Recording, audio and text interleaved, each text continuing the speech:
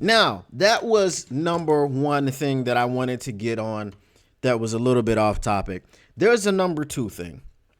And the number two thing is number one for me because it's really near and dear to my heart. Now, anybody that knows me, I have said this before, and I contend that this will continue to be what it is throughout my history on this earth. Barry Sanders is my football father. If I was to replace my actual father with any other person, it would be Barry Sanders. Okay? Barry Sanders is the reason that I fell completely in love, head over heels, with Detroit Lions football and with football in general. I first played football for an organized team when I was 9 years old. Shout out Ann Arbor Eastern Eagles. I played for them when I was 9. Very good team. We were a team of 9-year-olds, and we were so good that when we got to the playoffs, we got completely shut down. And the reason that we got completely shut down, and shout out because my dad was my first coach. So the reason that we got completely shut down was because we were so good and we were beating up on other 9-year-old kids that the team that played us in the playoffs was actually coming to our games, filming us. They were doing film study on 9-year-olds and coaching their team as this is how they play, this is how we stop them, yada, yada, yada. Now we're 9 years old. We're not making game plans. We got the plays that we're going to run, and we run them. Stop us if you can. So, yeah, this head coach, he's a scumbag. He comes and tells my dad this after they beat us. We were filming y'all because y'all were too good. Crazy. So I was the quarterback. I wasn't a running back. And the reason I wasn't a running back is because I wanted to play just like Barry. Okay. And my dad was like, you got to learn how to hit the hole. And I was like, Barry don't hit the hole, so I don't hit the hole. Right. So he was just like, just be the quarterback. So, I mean, obviously I was Michael Vick before Michael Vick. You know what I mean? I was, I was running, couldn't throw very well. I'm not going to say I could. All right. But that's enough for story time. Why do I mention this? Barry Sanders. Shout out to anybody who is in the chat or who wants to be in the chat but can't be in the chat. We've got subscriber mode only mode, whatever it's called. Yeah. Anyway, if you want to comment, you want to be part of the conversation, just make sure you subscribe. It's free. It costs you nothing. And you only have to be a subscriber for 60 seconds, and then you can send messages and you can talk. All right. So, we're racing to 1,000, trying to get that up, trying to build that up. For reasons. But the reason that I bring this up, the Barry Sanders situation, near and dear to my heart. It pains me when people talk about other running backs in the same breath as Barry Sanders. You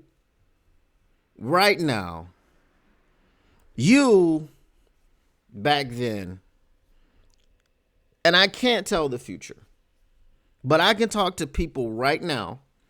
I can talk about between the time that there was football up until there was Barry Sanders, and after Barry Sanders retired up until now. There has never been another Barry Sanders. And the crazy thing, it's just like Michael Jordan, right? Remember, everyone that came out was the next Mike. Oh, he's the next Mike, and he's the next Mike, and he's the next Mike. And there's always the next Mike, the next Mike. We got to find the next Mike because we're missing Mike. And we're missing what Mike brings to the table as far as entertainment and the wow factor and all these things. Well, the reason that there is not the next Mike is because there's only one Mike. When we saw a human being seemingly flying through the air, I mean, I was a Detroit kid, so I was like, F him. You know what I'm saying? That dude's trash, obviously, because, I'm from Detroit and, bad boy Pistons, you know what I mean?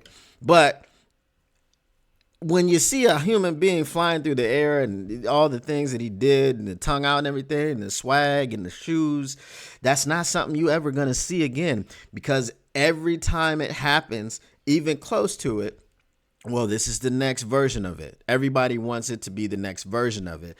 So now everybody wants it to be the next version of Barry. And Barry Sanders, again, listen to me.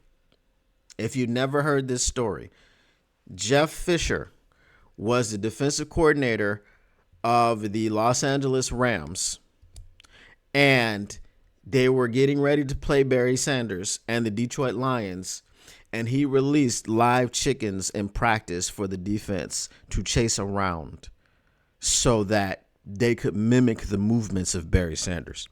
Barry Sanders has a very famous poster, and it is in one of his best highlights, where his lower body went right and his upper body went left. Okay, it was like he detached himself at the waist and went in two different directions and shook John Lynch all the way out of his shoes. Like John Lynch was frozen in time. He was like, okay, I got him. I'm breaking down.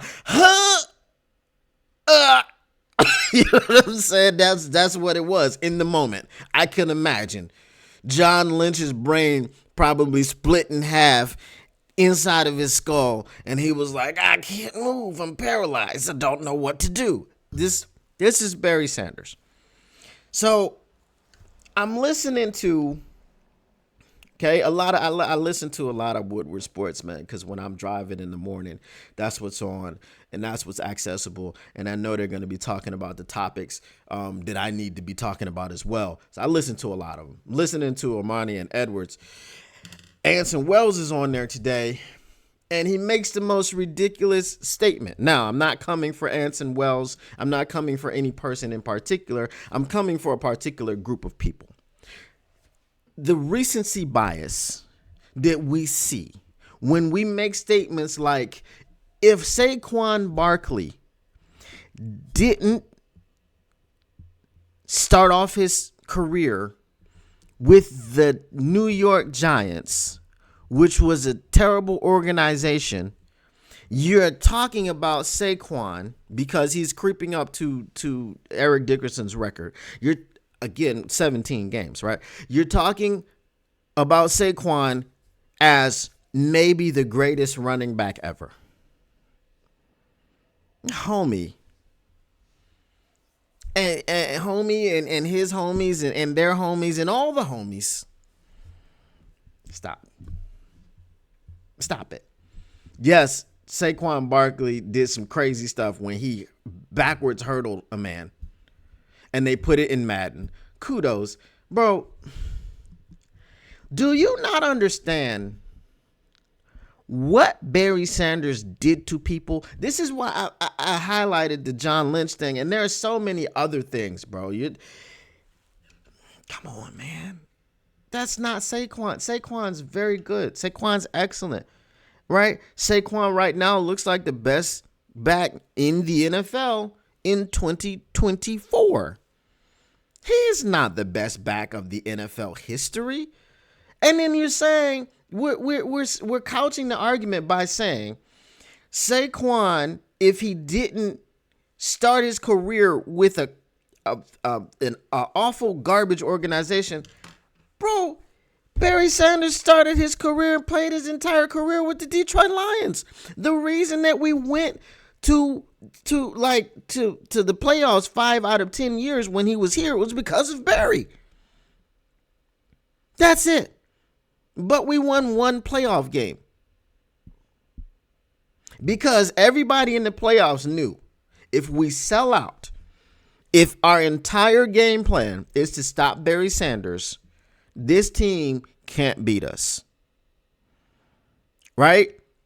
We played one game where we beat the brakes off the Cowboys, made it to the NFC Championship, and got the brakes beaten off of us by the, at the time, Washington Redskins. Let's just stop with the recency bias, bro. That's just, the greats are the greats for a reason. Hell, if you watch Bo Jackson, the physical specimen, Bo Jackson was Derrick Henry before Derrick Henry. Bo Jackson was a mix of Derrick Henry and Saquon. Okay? Bo Jackson was huge and ran like a 4.1 was the rumors. Like he was supposed to be as fast as freaking Deion Sanders. Okay? He says he ran a 4.1 in college.